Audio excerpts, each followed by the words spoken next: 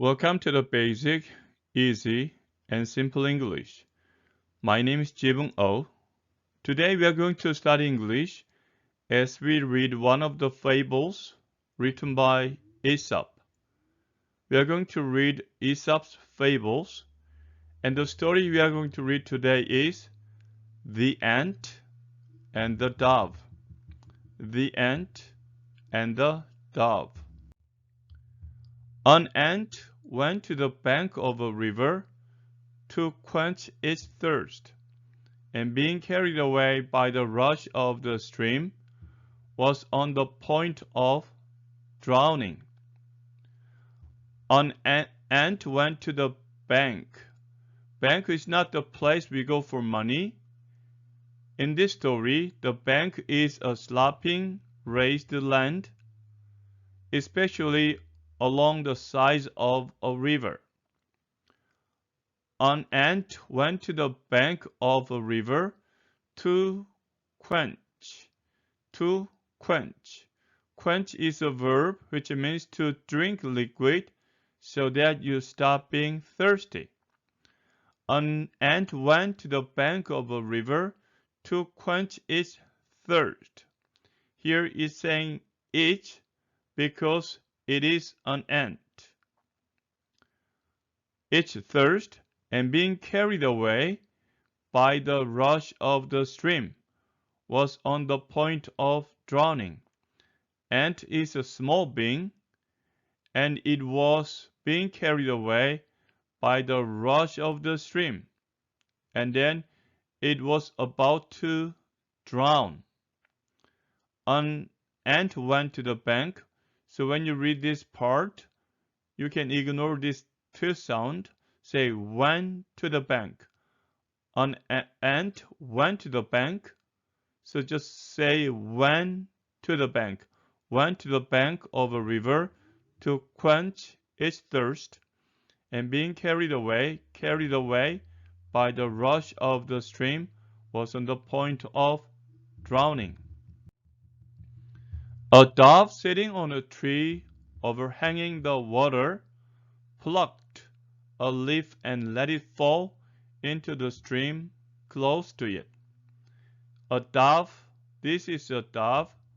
A dove is sitting on a tree, or this can be called a branch, or it can be a twig. A dove sitting on a tree or branch overhanging the water. Now, plucked is a verb, and it means to pull something, especially with a sudden movement, in order to remove it. Pluck, pluck, pluck. Now we have ed because this is a past tense, and somebody will say this, pluck it, because of this ed, but we don't do that because the plucked, this is a one-syllable word, so don't say pluck it and then say plucked, plucked instead of the plucked, plucked, pluck the leaf and let it fall into the stream close to it. It is an ant. Seeing the ant was being drowning, the dove plucked a leaf and let it fall into the stream close to the ant. So the dove was trying to save the ant. The ant climbed onto it and floated in safety to the bank.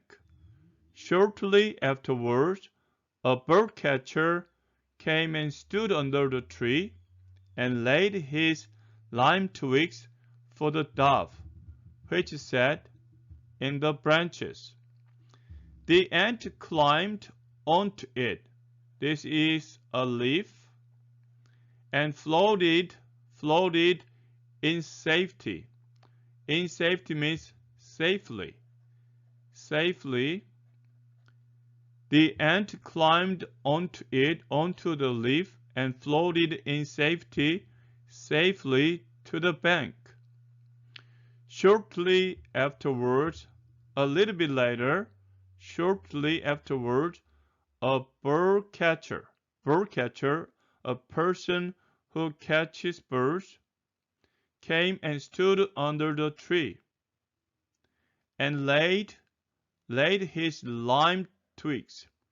Okay, lime twig is a twig covered with bird lime to catch birds. This bird lime is a sticky substance spread on the twigs to trap small birds. So this is lime twig is in a way a snare. Snare, S-N-A-R-E. Snare is a device for catching small animals and birds, usually with a rope or wire that tightens around the animal. But instead of tightening the bird, the bird catcher was using lime twig, which was a sticky substance spread onto the twigs. And the bird catcher was trying to catch the dove with the lime twig. The ant climbed onto it and floated in safety to the bank. Shortly afterwards, a bird catcher came and stood under the tree and laid his lime twigs for the dove, which sat in the branches. Sat in the branches, this one sat in, but when you read this together, it sounds like sat in, sat in, which sat in the branches. Branches, this one sounds is. Branch is, branches, branches. Let me read the story just one more time. The ant climbed onto it and floated in safety to the bank. Shortly afterwards, a bird catcher came and stood under the tree and laid his lime twigs for the dove, which sat in the branches. The ant, perceiving his design, stung him in the foot. In pain, the bird catcher threw down the twigs, and the noise made the dove take wing. Here, the ant, which was saved by the dove, perceiving is a verb perceive, which means to see something or someone, or to notice something that is obvious. So we can use the word knowing.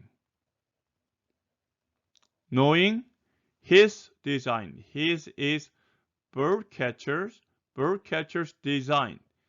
Design is the way in which something is planned and made. So design can be an intention. The ant, knowing the intention of the birdcatcher, the intention was to catch the dove, stung him. Stung, the present is sting, and stung him is a past. We can say bite, but instead of using bite, we use sting. Sting and stung, bite, and past is bit. Stung him in the foot. In pain, the birdcatcher threw down the twigs. And then there was a noise, right? In pain, the birdcatcher threw down the twigs. And the noise of the twigs falling down onto the ground made the dove take wing. Take wing means to fly far away. The ant, knowing the intention of the birdcatcher, stung him in the foot, and because of the pain, the birdcatcher threw down the twigs onto the ground, and the noise made the dove take away, to fly far away. The moral of today's story is one good turn deserves another. It's an idiom, and the good turn means kindness or good work, good deeds, or favor. So one kindness deserves another. Return. Return. The dove saved the ant from drowning, and the ant saved the dove from being captured by the bird catcher. So one good turn deserves another. The idiom means a person should do something nice for someone who has done something nice for him or her. Okay, let's read this part one more time.